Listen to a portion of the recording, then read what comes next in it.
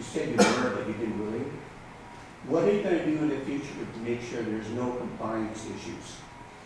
Going forward, I understand I don't need an explanation, but what are you going to do to make sure there's no violations going forward? Yeah, so the violation that we had was... No, I don't care about what it was. What are you going to do to prevent any violations we, going forward? right now we established a guideline on how to activate the traders tokens. So we know exactly what steps to follow, which we didn't have that when we got into this fund. So next we made a guideline for the next cohort so they can use it in future. And then if they are in verge of IPS violation, they can act quickly. So what is quickly? Are you looking at information daily? Yes, I personally I look at the portfolio every day, and I knew that Cisco was about to go over. But when I acted, our token wasn't sent from CIBC Malin. What we could have done that we didn't do is that we could have asked the treasury to or client to do the trade for us, but we didn't know that either. So it was our fault as well. But again, next going forward, we made a guideline for the next cohort, so they know what exactly to do. So that's really the most important issue, is making sure you're never out of compliance. I'll just add to that. So, like I mentioned in the slides here, so in terms as part of ownership, we have to do follow up on what Kashi said. We have to continuously monitor, but continuously monitor. It doesn't mean monitor by every second. We just have to have a better understanding of our portfolio and know when are we about to enter into the red zone. Okay, so in terms of Canadian equity, we have 2 and 10.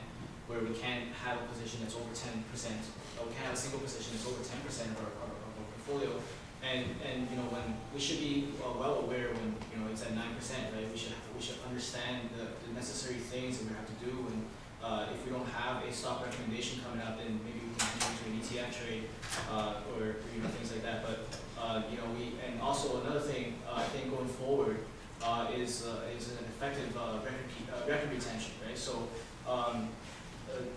We made this mistake, but I think going forward we can do a better job. There's no way to change it now, but going forward we can make sure that the next year's cohort don't make the same mistake as we did. So we keep all the records, all the process that we taken to deal with our custodian as well as obtaining token authorization trades, and going forward we will make sure that this mistake will never happen. Does that answer your question? I guess what's really important is for Jackie and Anna, you really need to give them 100% assurance that For sure, yeah. there will be no violations. Yes, there will be. Or if there is a violation, you can act within 3 days, I believe. And the 3 days is for asset classes. For everything. Yeah, no, for that one we have to act immediately. So if it goes, we have to act beforehand.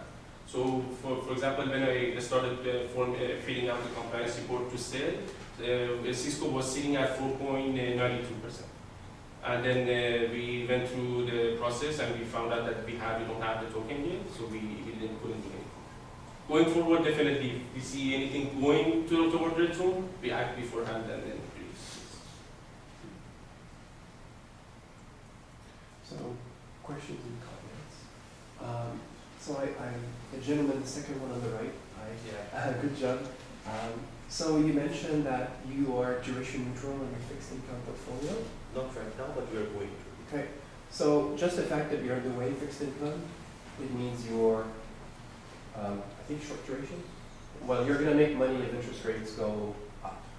For now, we have what we're thinking.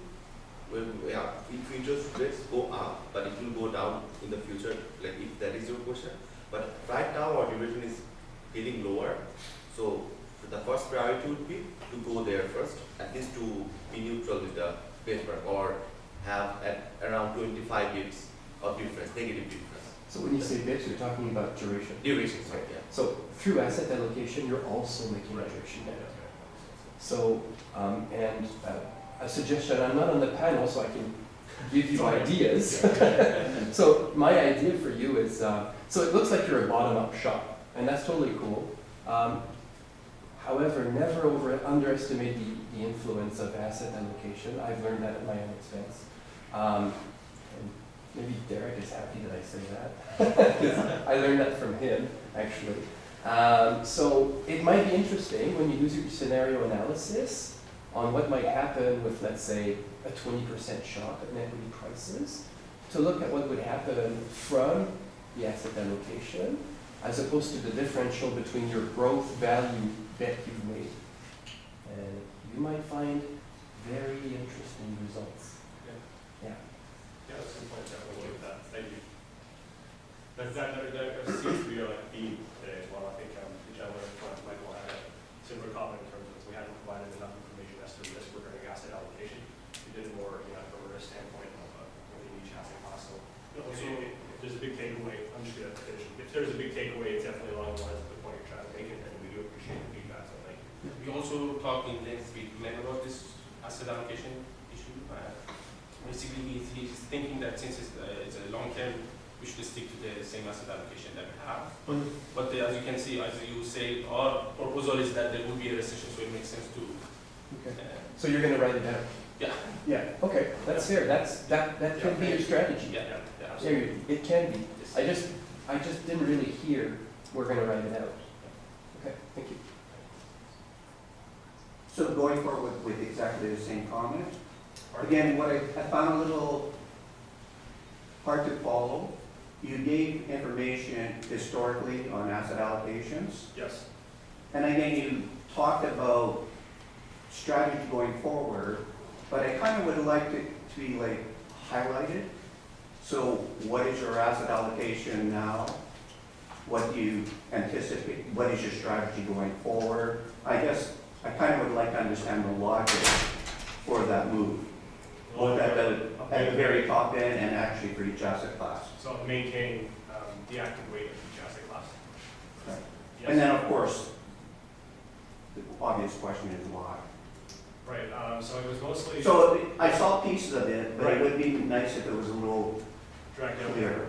Yeah, unfortunately, it's a good point. We definitely, I skipped through over it, mostly because aside from me having a lot of material to present, number one is number two, it hadn't been stayed consistent for a while. And from a SIAS management standpoint and from an analyst standpoint, that's not something we have a lot of control over. It's been a recipe that's worked a lot in the past.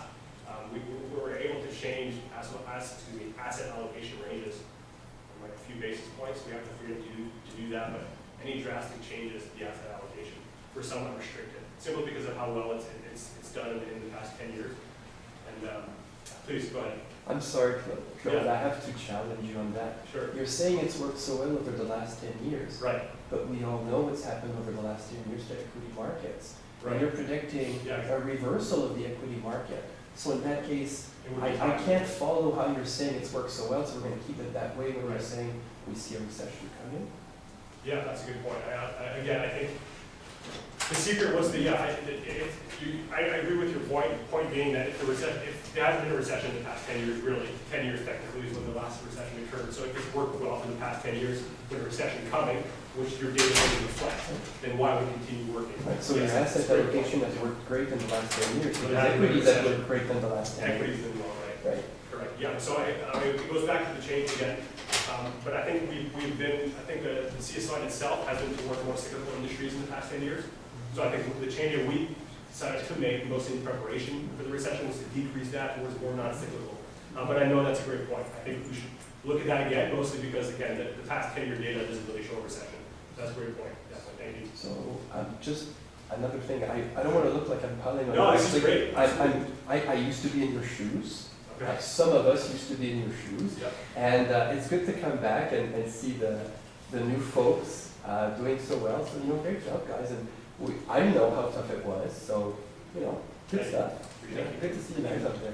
I second that. Kudos to you. Yeah, awesome.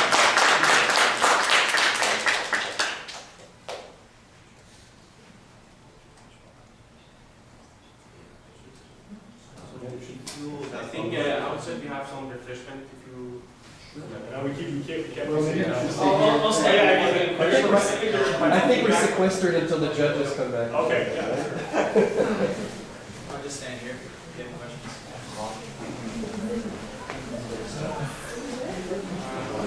it's pretty